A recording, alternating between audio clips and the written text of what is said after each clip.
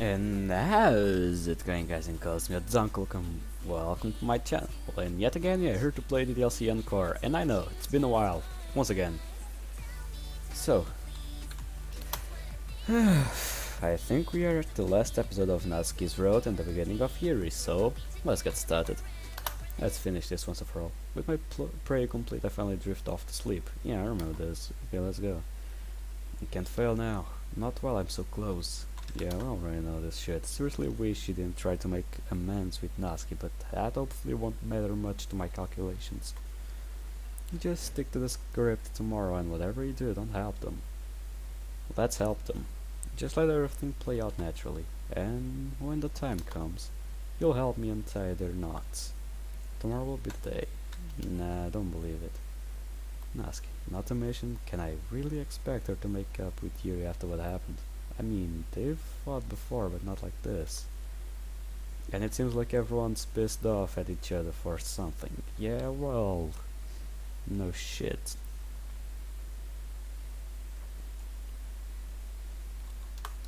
Then again, Natsuki has surprised me with what she can do when she steps up. You sure about that? I won't be that sure. Wait, what? What was this?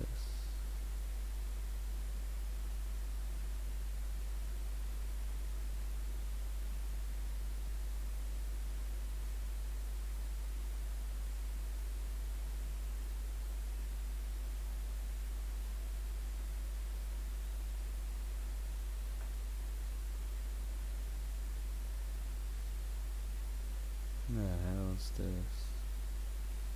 Yeah, fuck it. Never mind. Then again, Natsuki surprised me with what she can do when she steps up. Let's hope she can do it right. She can do it again. Maybe I can talk to her before the club. And I still need to talk to Sayori about what happened.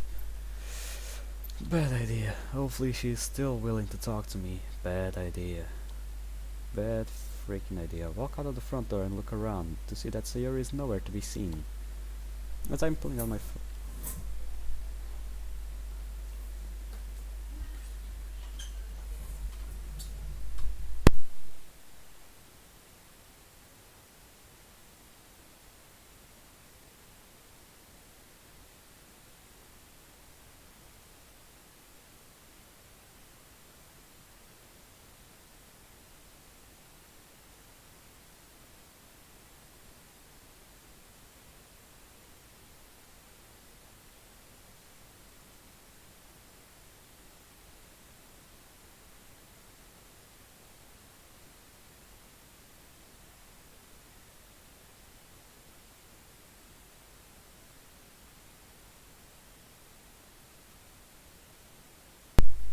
Well, I'm back. Sorry about that. I had something that I had to do. Oh well. As I'm pulling out my phone to text her, I notice out of the corner of my eye something hanging on my door. Fully turn myself around to find a piece of paper taped to my door. That wasn't there before. I anxiously walk up to my door for a closer look. Looks like it's a letter from Sayori. Grow up. Sometimes I wish I could be a kid forever. I long for I long for the days when things were simpler. When my toughest problems was wanting to toy I couldn't have and wanting a toy I couldn't have. And staying up late was exciting, but I outgrew the toys and games from back then, and I wear bigger clothing now too. I've left behind most of my childhood then, and now I outgrew you. Turns out I outgrew you. I could never forget what my childhood was like, watching fireflies on a summer evening, wrapping up together under a blanket in the cold, watching our favorite movie, without chocolate and marshmallows, trying out a new game, seeing who could make it farther. I could never forget that. So, how much would it take for me to say, forget you? I wish I didn't know. My older self will remember fondly. As I watch the rising sun, there is no room for anger or hate or spite. You just have to know when to be done. Oh no. I crumble up the paper in my head as I feel my eyes staring to water and anger course through my veins. I fucked up. I fucked it all up. How? How could I be so stupid? I threw the crumpled piece of paper at my door and watched the wind carry it down the sidewalk and into a nearby storm drain. Lost her. Never get her trust back after this. A part of me wants to scream into the sky, but it's not like it would do anything to help my case at this point. No apology will fix the damage I've done to her, but maybe I can just make something right by going to the club again and help Monica clean up the mess I made. For the first time in recent memory, I begin to trek to school alone. What the fuck are you doing? You should have talked with Sayuri. The walk to school was dreadful, but I somehow managed to keep my mind off things long enough for me to get to school and through my first few classes. But as the day progressed, my feeling of self-worth only continued to dwindle with my interest in paying attention to my classes. At first, I thought they would be decent distraction for me to forget about the mess I'm going to have to deal with later, but my mind always brings itself full circle to remind me how awful I've treated Sayuri. She was my best friend. How could I have forgotten that she was still sensitive around me and that I needed to be careful? Well, you didn't, but still. It doesn't matter now, I blew it. I needed to take the time to talk to her. Regardless of how this turns out, she'll likely never want anything to do with me ever again. Well, there's nothing I can do about it right now. Things are just going to have to wait. Hopefully I'll get a chance to explain myself to Sayuri sooner or later and we can go from there. Whatever we decide, it really sucks that I'm really going to have to choose between her and Natsuki. Never wanted that to happen. For the rest of the day, I almost seems like time has stopped entirely. It feels like I'm just simply trapped in an empty room with no one else around me, staring blankly ahead at an empty board. Even though that's not the case,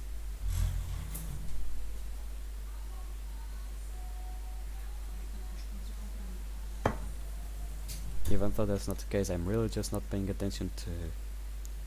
We're not just paying attention, not that I ever do, but for once, maybe I should. That would help wash down the dread I've been feeling since I woke up this morning, but the materials is just too boring. I just simply lean back in my seat and nod occasionally to whatever the teacher is saying and silently pray that he doesn't call on me to answer one of his questions. I see a flash of pink before it retreats from my sight. It's alright, Natsuki, come in. Try to sound as inviting as possible, but I probably end up coming across as awkward. Still, she seems to have accepted the invite. Natsuki slowly opens the rest of the door and steps into the clubroom. We struggle to make eye contact with one another, let alone speak to each other. Hello. Hey, Natsuki. Natsuki carefully sets her stuff down, but she doesn't sit. Instead, she turns around to face me. Her eyes struggle to meet mine. It takes a few moments before she finally finds a voice. So, you ready for this? No, can't say I am, honestly. Well, good. Me neither. I'm still having a hard time wrapping my head around this. Just never thought the club would be brought to this point. If you told me a week ago that things would be the way they are now, I would have called you crazy. Even if you did believe me, you still would have called me crazy. Maybe. Natsuki crosses her arms and nervously glances at the floor. What's wrong? Natsuki sighs. There's no point in hiding this since you already know. But I've been thinking. Yes, I think everyone needs to be on the same page with each other, so no one makes the same mistakes again with what happened yesterday. Where are you going with this? I think it's time to tell everyone about my home situation. My heart nearly stops at the news. Is she serious? You're sure you want to do that? Natsuki simply nods. Well, if you think it is the time for it, it's the time for it. It is. I just don't know if I'm ready to say it. It's not like I rehearsed anything. I mean, I'll help set things up for you, but just tell them what you told me. It's not the same. I actually trust, without a shadow of doubt. Them, right now, I'm not sure. But I need to get this off my chest. I'm glad we at least sorted things out between us yesterday. It crosses one thing off our massive to-do list. That's true. Natsuki tries to shoot me an optimistic smile, but she can tell I'm not really in the mood to return the favor. Yeah, tell me about it. This sucks. I never wanted any of this drama. No one did. I just wanted us to get all along. Didn't know that us growing closer together was going to piss off everyone else. Well, we can't go back and change that. But you know, despite all this, I'm really glad we got to know each other. You're really being a great friend to me. I honestly couldn't have asked for anyone better. Can't help but smile at Natsuki's compliments. At least we can both go into this with a somewhat good mood. Say, since we have some time on our hands before everyone else starts showing up, you wanna read some manga? You know it. Great. Just so that you... Before Natsuki could finish her sentence, the door opens and Yuri enters the room. Yuri, she looks at Natsuki, who quickly averts her eyes away from Yuri. Yuri's eyes then lock onto mine as I continue my icy stare. I see. Well, if you wanna go like that. She tries to say something, but she quickly catches herself and takes a seat on the far side of the room away from us. Quietly sick to myself. I am not looking forward to talking to her. Yeah, no one is, pal. No one is. After a few more minutes of waiting, Monica arrives in with Sayuri. Sayuri and I briefly lock eyes before she turns away to face Monica. I wish we could have talked sooner, but there's no turning back now. No shit, Sherlock. Look, the truth is, I have feelings for Natsuki. I've been spending quite a bit of time around her recently, and well, I like her. One by one, the girls shoot an irritated or dejected look at me, but Natsuki only smiles as she holds back her tears. I really don't think that there is anything that's going to change that. I want to be in a relationship with her, not to spite any of you. My voice starts to break, but because I've come to realize lately, she needs me. I turn to Natsuki, signaling her that it's her turn to speak. Right. Natsuki promptly stands up. She shakily breathes in and out, tears welling in her eyes. Everyone, the thing is... Natsuki looks at Monica and then me, Sayuri and finally Yuri. Monica manages an uneasy grin as Sayuri and Yuri continue to look on at Natsuki. Didn't realize how hard this would be for Natsuki to come out about her home life. Oh no shit, Sherlock. How easy it is to you to come to your friends that insulted you on the day after before this one, and then just open up and say, well, my dad beat the shit out of me, and that's it. And don't give me food. You think that's easy for anyone to say? It's not. Believe me.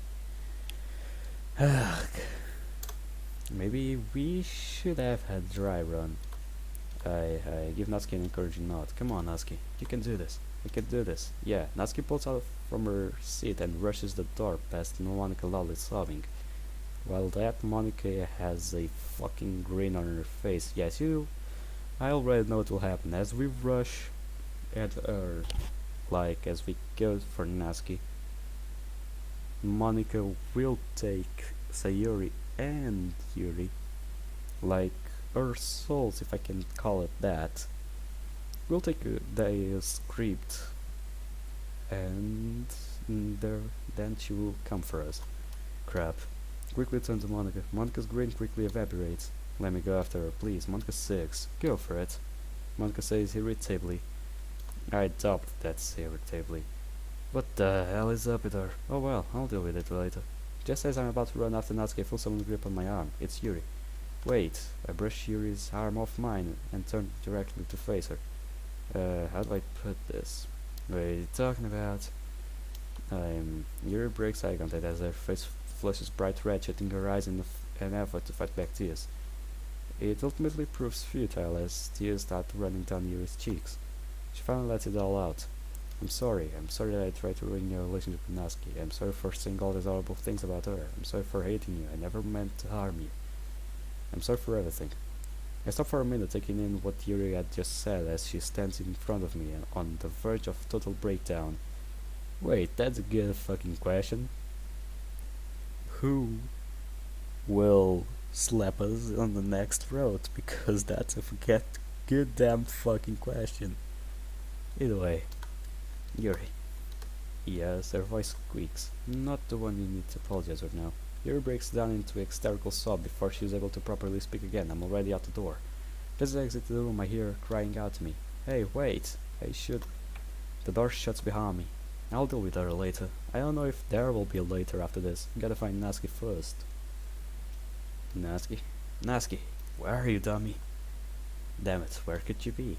Wander up and down the hallways aimlessly, looking for any sign of her. Eventually I stumble upon an open door to one of the classrooms. I can hear someone sniffling and sobbing in there.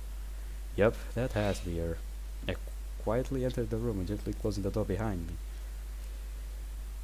As soon as I get in, I see Natsuki curled up in the corner. Carefully approach her and quietly call out her name. Natsuki? Natsuki slowly looks up to face me. Go away.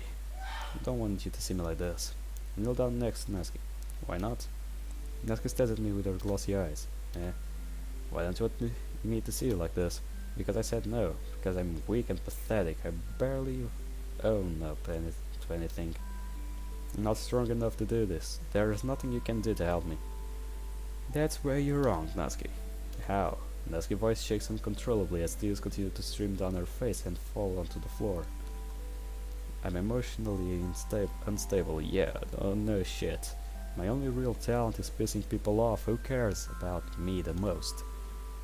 Why do you care so much about me? If you never talked to me, none of this would be happening right now. That's not true. It is. And I care so much about you. And it hurts. It really hurts. I haven't felt loved by anyone in years. It took everything I had to open up to you about my real life. You'll never give me the same chance you did. Why is it whenever I love someone I'm the one that always gets hurt? Who said you're the only one getting hurt? Do you ever look at this MC in the face and try to figure out what his emotions are?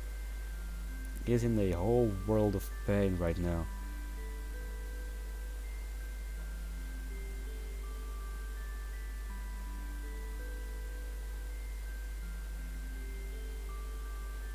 Oh well. It's not fair. And that's not the worst part. My dad, he insults me in every way imaginable. He even hits me. And anytime I fight back it gets worse, no matter what I do. I just can't win.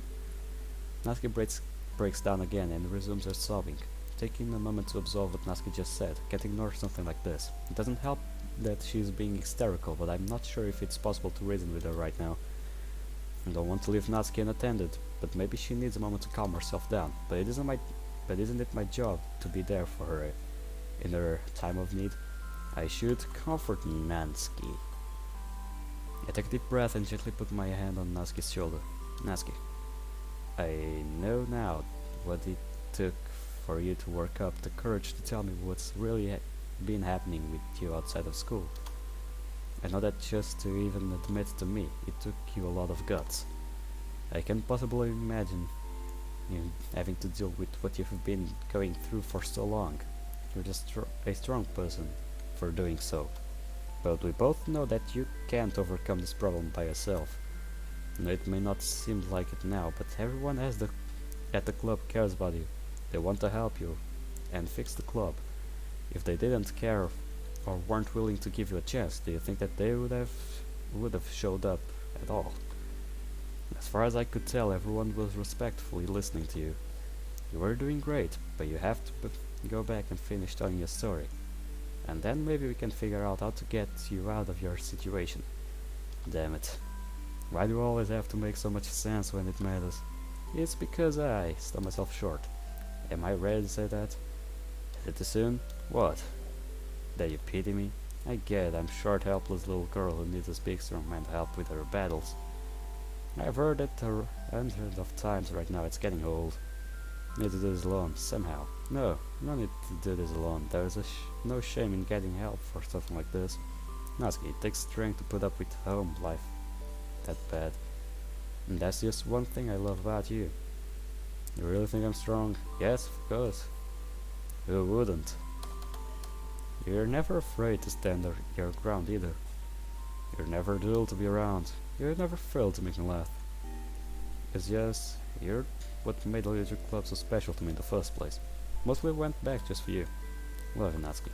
And I want to help you through this and whatever else you're going through or will go through in the future. From reading manga to going out on those little dates we had. Just whenever I'm around you, it's like the world is just perfect.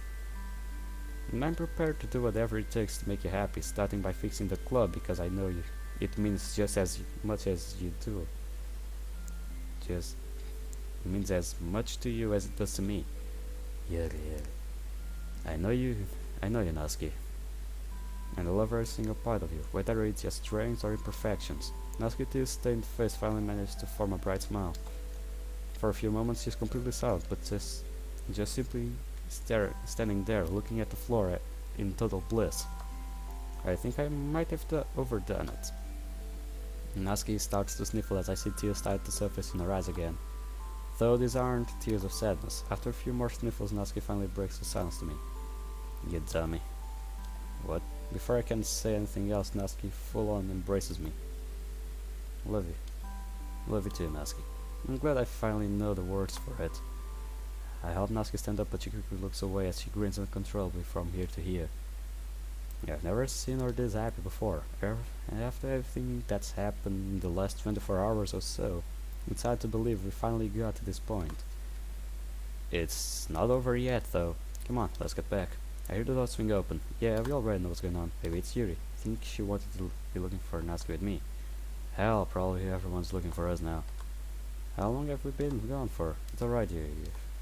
Turn around and surprised to see who is standing at the door. It's not Yuri. Not even Sayuri. It's Encore. Here we fucking go. We already know the crap we're going through now. Natsuki and I stagger back, surprised at Monica's sudden entrance. I shake off my nerves and speak up. Oh hey Monica, didn't know you were going to look for us. We're looking for you. Yeah, we already know this. Ugh, that face, why? She hardly grins at me as she takes a step forward. Monica's words send a chill down my spine. Her creepy grin doesn't help it either. Well, you found Natsuki too. We can head back to the clubroom now. I turn to Natsuki, who seems just as uncomfortable being alone with Monica as I am. So, you're all squared away then. You guys are going to finally be a couple, huh? Yeah, why? Well, that's too bad. Guess we're going to have to do this the hard way then. Natsuki and I stare at each other in confusion. The hard way? Yeah, you don't want to know what she means by that, well, trust me. What are you talking about? That's the question I feared you would ask. Here we fucking go. Out of nowhere a thunderstorm rolls up on us. The hell? Wasn't it sunny just a minute ago? Well, it's Monica we're talking about. The next thing I know it's night time. And all the stuff in the classroom has vanished. Not only that, but we're all standing in different spots. Guys, what's going on? This has to be a dream, right? Somebody tell me what's going on. Turn to Monica, who's standing completely still in the middle of the room. Standing completely still in the middle of the room with her eyes closed. Monica? She doesn't respond. Monica, I say loudly. Reach my hand out to put on Monica's shoulder. Monica, are you alright? Put my hand on Monica's shoulder. She still doesn't respond. Yeah, there was going to be a jump scare. I immediately fall backwards and scurry away from Monica. Look up at Monica to see her eyes glow an emerald green as she stands before us motionless. Yeah, it's not well cut, but I know what you mean. Natsuki cries out for help as loud as she can. Scream all you want, it won't save you. Monica teleports right next to Natsuki and tightly grabs the back of her head. Natsuki again yells in pain as she is forced to her knees by Monica. Meanwhile, I find myself at the back of the room, unable to get up or speak. The hell's going on? What is this? Natsuki tries to fight to get Monica off of her, but she too seems to be frozen in space. I've waited a long time for this. Without warning, Natsuki's body is broken apart into little pieces and that repeatedly revolve around themselves mid-air. I honestly can't believe what I'm seeing. This can't be real. This has to be a dream. Natsuki disappears into nothing, leaving Monica and I alone in the room together. Only that the room seems to have changed yet again. I'm not sitting in a chair facing Monica, who is I'm now sitting in a chair facing Monica, who is still staring at me through her glowing eyes. I look out the window to see that it's no longer raining or sunny out, but it looks like space. Look back at Monica, who still maintains her blank stare. I'm getting out of here. Don't know how, but I managed to force myself out of the chair and sprint to the doorway. However, surely enough, the door slams in my face as soon as I get there. What the hell? I go to turn the knob, but it's jammed shut. This has to be some kind of joke. Try pushing the door open, but it won't budge. What the fuck is going on? I turn around and I see Monica slowly walking towards me. I begin pounding on the door, screaming for Sayuri, Yuri, or anyone to help me. The closer Monica gets to me, the more lightheaded I become. I can't see straight. My breathing becomes raged as I feel split pain in my head.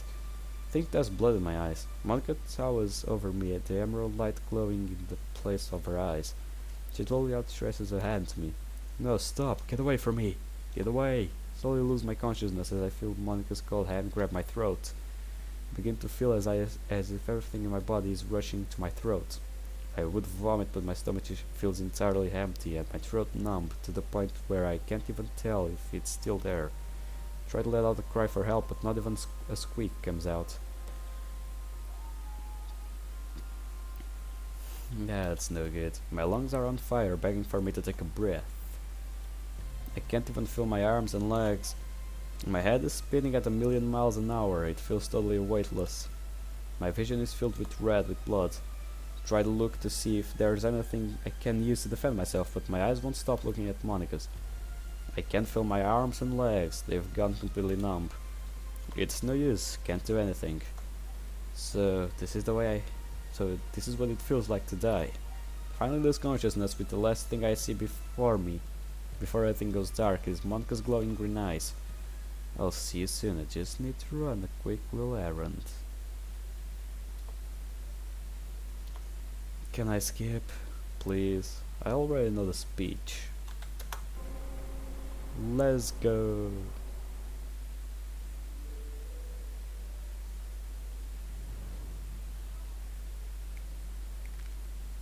Yeah, we already know the script. Explore other options. There has to be something else I can do. Yeah, I know.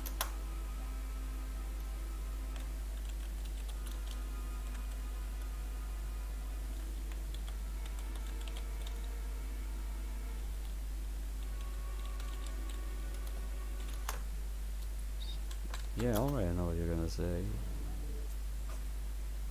Kill me, yeah, that's the best thing you could ever be done. Thank you, Monica. Well, as I can skip this, I won't be doing any other roads, forget about that. Well guys, this was it for today, or maybe not. I'll be recording another mode now. Well, this was it for this episode.